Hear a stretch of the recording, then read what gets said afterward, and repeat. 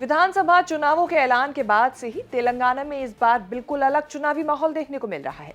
कांग्रेस नेता राहुल गांधी और प्रियंका गांधी लगातार तेलंगाना के दौरे कर रहे हैं, जिसका असर भी नजर आ रहा है। पिछले चुनावों के मुकाबले इस बार तेलंगाना में कांग्रेस को लेकर चर्चाएं तेज है। तमाम सर्वे भी कांग्रेस के ग्राफ को ऊपर दिखा रहे हैं। कांग्रेस के साथ साथ पार्टी के प्रदेश अध्यक्ष रेवंत रेड्डी और उनकी सीट कोडंगल को लेकर भी चर्चाएं तेज है।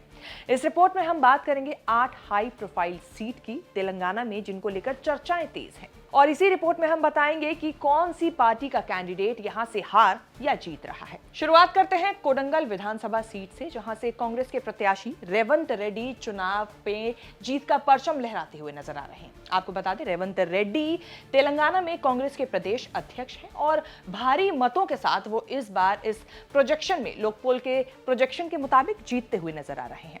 यहां पर कांग्रेस को करीब 59% लोगों का समर्थन मिलता आ रहा है, जिसके प्रत्याशी कैंडिडेट जो हैं वो हमने आपको बताया यहां पर वो रेवंत रेड्डी हैं। तो यहां पर देखिए साफ है कि कांग्रेस के प्रत्याशी रेवंत रेड्डी यहां पर जीत रहे हैं, लेकिन उनको कड़ी टक्कर जो है वो बीआरएस से मिल रही है। हालांकि डिफरेंस जरूर है, लेकिन ये प्रोजेक्शन है और जो प्रोजेक्शन है वो कम ज्यादा भी हो सकते हैं, लेकिन प्रोजेक्शन के मुताबिक फिलहाल यहां पर रेवंत रेड्डी जीतते नजर आ रहे हैं। जबकि बीजेपी का जो ग्राफ है पाई चार्ट में वो महज 1.20% नजर आ रहा है। वहीं अन्य के खाते में 2.63% वोट जाने की संभावना जताई जा रही है। यानी कि बीजेपी का जो वोट शेयर है कोडंगल सीट से वो अन्य के खाते से भी कम जाता हुआ नजर आ रहा है। तो यहां पर रेवंत रेड्डी जो है वो जीत का परचम लहरा रहे हैं। आपको बता दें, रेवंत रेड्डी ही वो शख्स हैं जिन्हें कांग्रेस तेलंगाना में सीएम के पद पर बैठा सकती है। ऐसा इसीलिए क्योंकि रेवंत रेड्डी को राहुल गांधी के बेहद करीबी माना जाता है। राहुल गांधी की और प्रियंका गांधी की जितनी भी रैलियां अभी तक तेलंगाना में हुई हैं, उसमें रेवंत रेड्डी का जो राहुल गांधी के साथ अटैचमेंट दिखा है वो अलग ही नजर आया है। और इसी को लेकर संभावना अब जताई जा रही है कि रेवंत रेड्डी को तेलंगाना में चुनाव जीतने के बाद कांग्रेस सीएम पद पर बैठा सकती है। अगली सीट है खम्मम। यहां पर राहुल गांधी अपनी रैली कर चुके हैं, जहां पर भारी भीड़ जो है वो देखने को मिली थी। तो यहां पर बीआरएस के बड़े नाम हैं, यहां पर बीआरएस कैंडिडेट हैं जिनका नाम है पुवादा अजय कुमार। ये बीआरएस पार्टी के बड़े कैंडिडेट हैं इस सीट से, खम्मम सीट से। लेकिन फिलहाल जो है वो यहां पर हारते हुए नजर आ रहे हैं। उनको वोट जो इस सीट से मिलता नजर आ रहा है वो 44% वोट मिल रहे हैं खम्मम सीट से। जबकि जीत का जो परचम है वो एक बार फिर यहां खम्मम से 46% के साथ कांग्रेस जीतती हुई नजर आ रही है। लेकिन यहां पर अगर हम एक चीज पे गौर करें वो ये चीज कि यहां पर 46 और 44 महज 2% वोटों का डिफरेंस फिलहाल लोकपोल के प्रोजेक्शन के मुताबिक यहां पर नजर आ रहा है। बीजेपी की बात करें तो देखिए पाई चार्ट में बीजेपी का जो वोट शेयर है वो 3 दशमलव से कुछ ऊपर नजर आ रहा है। वहीं अन्य के खाते में हम यहां पर आपको दिखा पा रहे हैं 5% से ज्यादा कुछ वोट जो है वो अन्य के खाते में जाते हुए नजर आ रहे हैं। तो लेकिन इतना तो साफ है यहां पर कि अभी तक हमने जिन 2 सीटों की बात करी वहां पर कांग्रेस जो है वो जीतती हुई नजर आ रही है और बीआरएस के पुवादा अजय कुमार यहां से हारते हुए नजर आ रहे हैं। अगली सीट है हुजूराबाद, जहां से बीजेपी के प्रत्याशी हैं इटाला राजेंद्र और ये जो है फिलहाल हारते हुए नजर आ रहे हैं। आपको बता दें, तेलंगाना में जो है लोकपोल के इस प्रोजेक्शन के मुताबिक इटाला राजेंद्र को 31% वोट मिलते हुए नजर आ रहे हैं। जबकि कांग्रेस की अगर हम बात करें तो यहां पर कांग्रेस जो है वो बीआरएस से भी पीछे नजर आ रही है। बीआरएस को जहां 36% लोगों का समर्थन मिलता नजर आ रहा है, तो वहीं पर कांग्रेस को 28% लोगों का समर्थन मिलता नजर आ रहा है। तो देखिए एक तरह से अगर हम देखा जाए तो देखें तो यहां पर त्रिकोणीय मुकाबला नजर आ रहा है बीजेपी, बीआरएस और कांग्रेस के बीच। बहुत ज्यादा डिफरेंस नहीं है वोट शेयर के बीच, तो ये प्रोजेक्शन जो है वो ऊपर नीचे भी हो सकता है। हालांकि सर्वे के जो नतीजे हैं वो हम आपको लगातार अपनी रिपोर्ट्स के जरिए बताते रहे हैं। फिलहाल यहां पर त्रिकोणीय मुकाबला नजर आ रहा है और ये सीट है हुजूराबाद की, जहां पर बीजेपी के जो कैंडिडेट हैं इटाला राजेंद्र वो हारते हुए नजर आ रहे हैं। यहां पर जीत जो नजर आ रही है प्रोजेक्शन के मुताबिक यहां पर बीआरएस की नजर आ रही है। तो चलिए बढ़ते हैं अगली सीट की तरफ। अब तक हमने 3 सीट की बात करी है। 3 सीट में 2 में कांग्रेस जीत रही है और 1 में बीआरएस जीतती हुई नजर आ रही है तेलंगाना के प्रोजेक्शन के मुताबिक, लोकपोल के प्रोजेक्शन के मुताबिक जो पिछले कुछ दिन पहले किया गया था। यहां पर अब हम बात करते हैं चौथी सीट बालकोंडा सीट की। यहां पर हम आपको बता दें बीआरएस के बड़े कैंडिडेट हैं वेमुला प्रशांत रेड्डी। ये वो कैंडिडेट हैं जो फिलहाल यहां से हारते हुए नजर आ रहे हैं। हालांकि डिफरेंस जो है वो बहुत ज्यादा नजर नहीं आ रहा है। कांग्रेस यहां पर भी वेमुला को यहां पर मात देती हुई नजर आ रही है। जैसा कि हमने आपको शुरू में ही बताया था कि इस बार तेलंगाना के जो सर्वे नजर आ रहे हैं वो कुछ अलग ही तरीके का माहौल बना रहे हैं और इस माहौल के मुताबिक राहुल गांधी का जादू जो है वो तेलंगाना में कहीं ना कहीं छाता हुआ नजर आ रहा है। शायद यही वजह है कि अब तक की हमने जो बात करी है बहुत ज्यादा सर्वे में यही दिखाया जा रहा है कि तेलंगाना में कांग्रेस जीतती हुई नजर आ रही है।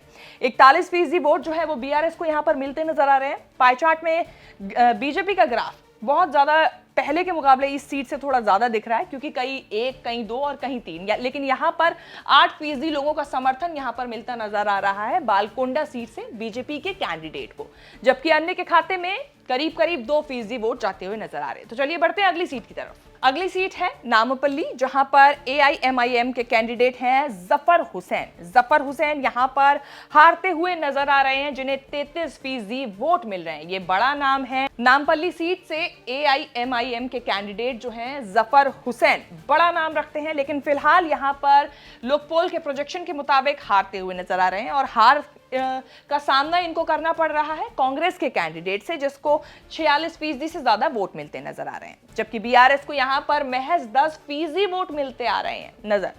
और हम अगर अन्य की बात करें तो यहां पर 7% अन्य के खाते में जाते नजर आ रहे हैं लोगों का समर्थन नामपल्ली सीट से।